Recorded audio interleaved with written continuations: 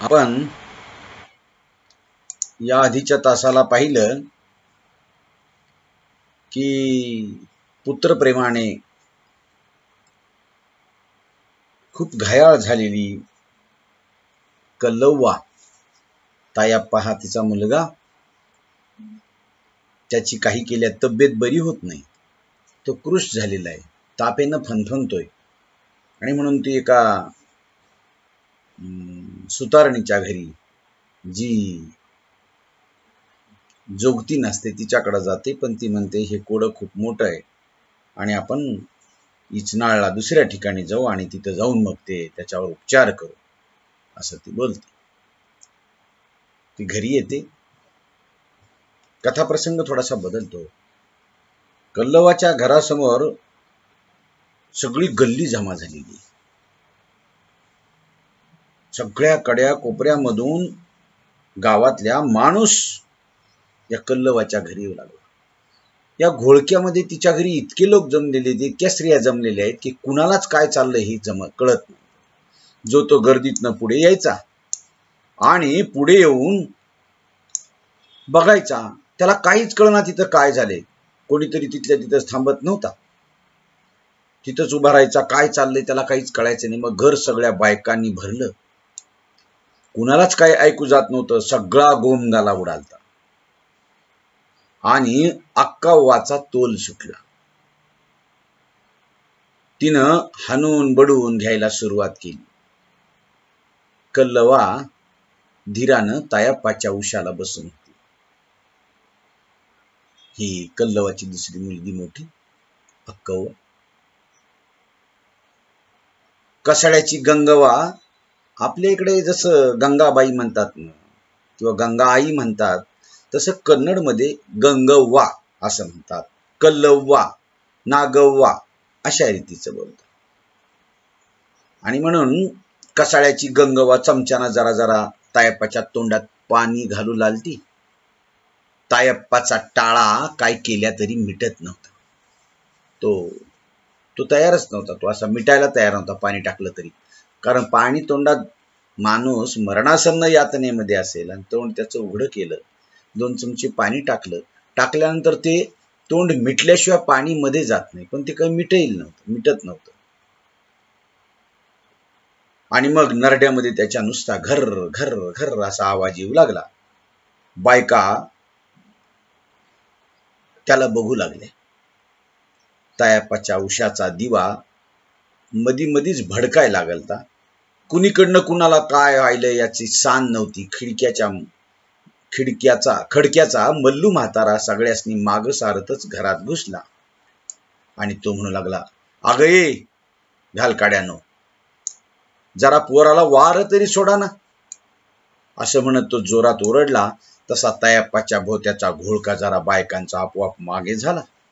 काही इकडे सरकल्या, काही जणी तशाच निलाजऱ्यासारख्या उभ्या राहिल्या. तसा खडक्याचा म्हातारा पुन्हा त्यासनी माग सरत पुढे झाला. सगळ्या बायका भीतीकडे सरकल्या. जरासं मोकळं झालं. मल्लू म्हातारा तायप्पाच्या अंथरुणाजवळ आला आणि तायप्पाच्या नरड्यातला आवाज आता वाढू लागला. डोळ्यांची बुबळ सारखी त्याची फिरलालती. जीव जातो की काय असं वाटू लागलं. उजवीकडची पापणी खालवर व्हायला लागली. ती म्हाताऱ्यानं पटक्याच्या शेवानं वारं घालून बघितलं. पापणीवर हाताची बोट ठेवून मिटून बघितल्या तर पापण्या काय मिटाय तयार नव्हत्या. त्याला वाटू लागलं की तायप्पा आता त्याचा जीव जातोय. घर कमी झालेली, डोळे त्याची असे सगळे बुबळे फिरवतोय तो आणि डोळा काही त्याचा झाकत नव्हता. म्हातारा कातर आवाज गंगवाला म्हणाला, पाणी घोटतय नव, पाणी पितय का? ती फक्त हुंकारली. म्हातारा गपकन उठला. अगा बसप्पा कुठं हाय? बसप्पा म्हणजे हा याचा चुलता तायप्पा. म्हणतच तो म्हातारा बाहेर आला. कोणच काय बोललं नाही आणि म्हाताऱ्याने जोरात बसप्पाला हाळी घातली. तसा संगप्पा पुढे येतच म्हणाला. तो संगप्पा पुढे आला. हा बसप्पा त्याचा बाप आहे आणि संगप्पा त्याचा चुलता. बहुतेक ही त्यांची आई म्हणजे काका आणि आई बाप आहेत, असे दोघे. तो माळाला शिंद्या डॉक्टरकडे गेलाय. कोण? तो बसप्पा. तो शिंद्या डॉक्टरकडे गेलाय म्हणून असं त्यानं सांगितलं, नाही का. तितक्यामध्ये या डॉक्टरनं, म्हणजे डॉक्टरकडे न्यायचे त्याला आता गडहिंग्लजला. तितक्यामध्ये ही सगळी लोक जमा झाली. म्हातारा माणूस तो पुढे आला. त्याच्यामुळे ह्या सगळ्या, म्हातारा घरात आला म्हणजे तो सगळ्या गोष्टी यांना समजावून सांगतो. आणि मग तो बसप्पा हा तायाप्पाचा बाप आहे बसप्पा, आणि संगाप्पा हा चुलता आहे. बसप्पाला नेहमी घरातली सगळी लोक थोरला असं म्हणतात. संगप्पानं पुढे येऊन सांगितलं की तो माळाला शिंद्या डॉक्टरकडे गेलाय. अरे तू असा कशाला बसलास? कुणाला तरी संग घे आणि कुणाची तरी बैलगाडी जुपून आण, आणि ती आणलीस की मग ह्याला आपणाला घेऊन जाता येईल. कुठं? गडहिंग्लजला. मग त्या म्हाताऱ्यानं संगप्पाला ढकलून बाहेर काढलं. जवळच उभा असलेल्या जकात्याच्या कशाप्पाचं मनगट पकडतच म्हणाला, जावार कुणीतरी त्याच्या संग गाडी झुपून आणा, पोराला हलवाय पाहिजे इथून लवकरात लवकर. असा तो म्हातारा खडक्याचा म्हणला. आणि मग दोघं दारातनं हल्ली. जमलेल्या प्रत्येकाला काहीतरी वेगळंच वाटायला लागलं. तर मगापासनं दारातल्या माणसाकडे बघत उभा असल्यानं बबने एकदम आत पळालं आणि अक्कवाजवळ जाऊन रडायला लागलं. संगप्पा आणि कशाप्पा गल्ली वलांडून मण्याच्या दारात आली. कुणाच्या तरी ते घराजवळ आली आणि तितक्यामध्ये दोघांनी कुणाच्या तरी घरी जायचं ठरवलं. कुणाच्या घराकडे जायचंय कशाप्पानं विचारलं. तसं संगप्पा जागच्या जागीच थांबला. त्यानं मनातल्या मनात सगळी घरं घोळवली आणि तो बैलगाडी वगैरे घेऊन निघतोय. आणि मग घरातला त्यानं दिवा कशाप्पानं संगप्पाकडे बघतच दाराला धडक दिली आणि तो आला. मी गा पवाराचा संगप्पा, हानमू तात्या हाय, असं तो म्हणाला. नाही बा, त्यांनी कुठं गावाला गेल्यात म्हणतच हानमा शिंद्याची बायको दाराला आली. हा बसप्पा जो गेला होता का नाही शिंदे डॉक्टरकडे, तर तो त्या शिंदे डॉक्टरच्या घरामध्ये बायको दाराला आली. ते घरी नाहीत असं ते म्हणाला. त्याची बायको म्हणाली आणि कडी न काढताच बोलायला लागली मधून. संगप्पा तोंडात मारल्यासारखा माघारी वळला. कशाप्पा माग येतच म्हणला, आईला धंद्रुकाला मी आणि तो मिळून घरी आलो. कुठल्या गावाला गेलाय तो आता इतक्या? त्याचं काय समजत नाही. कुठल्या गावाला जातोय ये? असेल घरातच. खरं बायकोनं बाहेरची ब्यात बाहेर घालवली म्हणून सांगितलं असं. आता कुणाच्याकडे जायचं गा? तो पत्रावळ्याचा गणपा तरी झुपतोय का बघूया, चल गाडी म्हणतच संगप्पा दुसऱ्याच्या घरी गेलेला आहे. तो शिंदे तिथं नाही. बसप्पा गाडी आणाय दुसऱ्याच्या घरी गेला. गल्लीत एक सुद्धा दार उघडं नव्हतं. माणूस औषधाला जागं नव्हतं. दोघांच्या पावलांचा आवाज तेवढाच गल्लीतून यायला लागलता. दोघांनी कोऱ्याच्या घराजवळचा पत्रावळ्याच्या बोळात पाय टाकला आणि तुका पत्रावळ्याचं कुत्र वस्कन अंगावर आलं. हे सगळं जे बारकाईचं वर्णन आहे ना लेखकानं केलेलं या कादंबरीमधलं, हे तुमच्या आमच्या मनाला तिथलची परिस्थिती आपल्या डोळ्यासमोर उभं करून देते. ही त्याची तिथलची ही परिस्थिती आहे. आणि कोणीतरी विचारतं की एवढ्या रात्री का फिरलात? त्याच्यातली काही शब्द असे आहेत ना, आबजूक वाटलं. आबजूक म्हणजे आश्चर्य वाटलं. ही महाराष्ट्र आणि कर्नाटकाच्या सीमेवर असलेली आणि कन्नड भाषेचा प्रभाव असलेली गडहिंग्लजच्या या परिसरातली ही भाषा आहे. जसं उदगीरची भाषा आहे ना काही अंशी, तशीच इथलची वेगळ्या तिकडच्या प्रांतातली. जसं महाराष्ट्रातलं कर्नाटकाच्या बॉर्डरवरच्या गावाची मराठी भाषा जी आहे, तशीच विदर्भातल्या तिकडं मध्य प्रदेशातल्या किंवा खानदेशातल्या मध्य प्रदेशातल्या बॉर्डरला असणारी भाषा जी आहे ना ही वेगवेगळी आहे. नागपूरकडची वेगळी आहे, विदर्भातली वेगळी आहे मराठी भाषा, तर पश्चिम महाराष्ट्रातली वेगळी आहे, कोकणातली वेगळी आहे. ही जी भाषा आहे ना, मराठी जरी असली तरी थोडी वेगळी, तशी उदगीरची कन्नडचा प्रभाव असलेली भाषा थोडी वेगळी आणि गडहिंग्लजला तिकडच्या कन्नड भाषेचा असलेला प्रभावाची भाषा आहे. आणि म्हणून ते तिथलचे बोलीतले शब्द हे सगळे यायला लागतात. कुणाची गाडी लवकर मिळत नाही, तितक्यामध्ये संगापा हा आहे का नाही, तो गडहिंग्लजला न्यायला पाहिजे असं गाडी, तो रातच्याला लंगोट्यावर असलेल्या पत्रावळ्याच्या संगप्पाला दारात बघून गणपा पत्रावळ्याचं नाव आडनावच आहे त्याचं पत्रावळी. मग गणपा नावाचा त्यानं घराला विचारलं, त्यानं सांगितलं काय इतक्या रात्रीचं फिरलात. मग तो अत्यंत आदबीनं केविलवाण्या नजरेनं लाचार होऊन संगप्पा म्हणतो की पोराला जरा जास्त झालंय आणि त्याला गडहिंग्लजला न्यायला पाहिजे असं तो बोलतो. आणि बोलल्यानंतर तो पत्रावळ्याचा गणपा झटक्यासरशी आत वळत गेला आणि म्हणाला, चला मी गाडी झोपून आलोच तुमच्या मागं, तुम्ही थोडंसं निघा.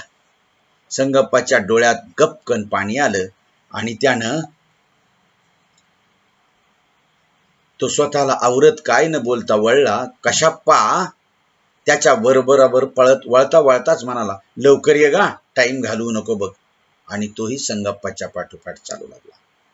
आता एक लक्षात ठेवा, हे सगळं लेखकाचं वर्णन करण्यापाठीमागचं वर्णन आहे की गावातली परिस्थिती कशी असते, गावातली स्वार्थी लोक कशी असतात, गावात मदतीला धावून येणारी काही लोक कशी असतात, घरात असताना देखील एखाद्याला त्याची पत्नी घरात नाही कसं सांगते. अनेक स्वभावाची माणसं एकाच गावात राहतात आणि म्हणून व्यक्ती तितक्या प्रकृती किंवा व्यक्ती तितक्या प्रवृत्ती जे म्हणतात तर हे आहे. आणि इतक्यामध्ये त्यांनी डॉक्टरकडं न्यायचं ठरवलं. डॉक्टरकडं नेलेले थोरला म्हणजे त्या सगळ्या बायका वगैरे त्याच्या भोवती जमलेल्या आहेत आणि मग डॉक्टर त्याच्यावर इलाज करतो. ताप त्याला प्रचंड आलेला आहे. तो शिंदे डॉक्टरनं एक चिठ्ठी लिहून दिली होती, ती घेऊन त्या गडहिंग्लजला डॉक्टरकडे निघालेले आहेत गाडीमध्ये त्या तायप्पाला टाकून. आणि मग तिथं गेल्यानंतरच्या ज्या घटनाक्रम आहेत, तिथलच्या एक गुन्ह्याच्या दवाखान्यात जायचं असं त्या डॉक्टरनं सांगितलं गावात त्या तिथलच्या. आणि हे मग सगळे गाडी घेऊन निघालेले. मग संगप्पा गाडीत पिंजार टाकलं, बोऱ्या टाकला. हे खेड्या गावातून शहराकडे जात असताना गाडीमध्ये ज्या ज्या काही गोष्टी करायच्या त्या सगळ्या केलेल्या. रात्र उलटायला गेलेली आणि हे सगळं करत करत रात्र उलटते तरीही तायप्पाचं कमी होत नाही. आणि एकदाचे त्या शिंदे डॉक्टराच्या त्या गडहिंग्लजच्या डॉक्टराच्या तिथं जातात आणि मग चला गा आता बाहेर काढूया म्हणत त्यानं सोबतच्या तिघांना जवळ घेतलं. कल्लवा जागा सोडून हल्ली आणि शंकर्या विजेसारखं गाडीत चिडलं. त्या तायप्पाला टाकलं, नेलं. आता बघा की तायप्पाला त्या तिथं नेलं, त्याला टाकलं, भाकरी सोबत घेतलेले आहेत. हे सगळं खेड्यातलं वर्णन आहे. आजारी पण पडलेल्या माणसाचं कधी काळचं 30, 40, 50 वर्षापूर्वीचं, 30 वर्षापूर्वीचं. म्हणून मग गंगवा आता हे सगळं गेल्यानंतर त्या घरातल्या बायका ज्या असतात ना, त्या बायका ज्या बोलतात ते पुन्हा गावातल्या अनेक अंधश्रद्धेंना जन्म देणाऱ्या गोष्टी असतात. त्या बाया म्हणतात की मागे ना असंच आपल्या गावामध्ये नागवाला तिच्याच जवळच्या माणसांनी करणी केली होती. इथं देखील कुणीतरी जवळच्यानच या तायप्पाला करणी केली, म्हणून हे तायप्पाचं असं झालेलं आहे. दवाखान्यात नेऊन थोडं राहणार आहे, हे काहीतरी बाहेरचं असल असं सगळ्या बोलायला लागतात. आणि मग तायप्पाला त्या दवाखान्यातून आता वापस आणलेलं. बघा, लेखकानं आता एक कथाभाग इथं संपतो. गावातलं गावपण, गावातल्या माणसांचे स्वभाव, डॉक्टर, हे सगळं. आणि मग 8 दिवस तायप्पाला 8 दिवस झालं दवाखान्यातून त्याला आणलं, त्याच्यात काही फरकच पडेना. शेवंता, मग या सगळ्या ह्या जोगतीनी जमत झालेले आहेत. तोपर्यंत या कल्लवानं अजून त्याला दवाखान्यात जरी नेलं असलं तरी अजून इकडं तिकडं बघायला चालूच केले, खाजगीत म्हणजे ह्या जोगतिनींकडे. मग तिने शेवंता आणि तानू सुतारणीनं सांगितल्याप्रमाणे इंचनाळला देवीकडे घेऊन जाण्याचं ठरतं.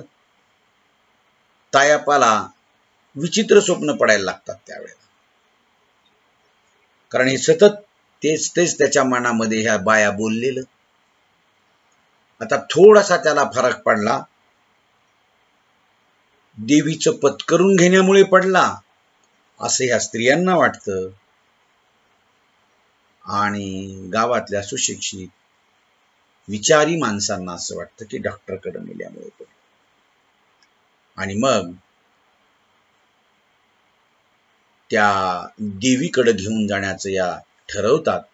मग तायप्पाला देवी, भंडारा अशा गोष्टी स्वप्नात यायला लागतात.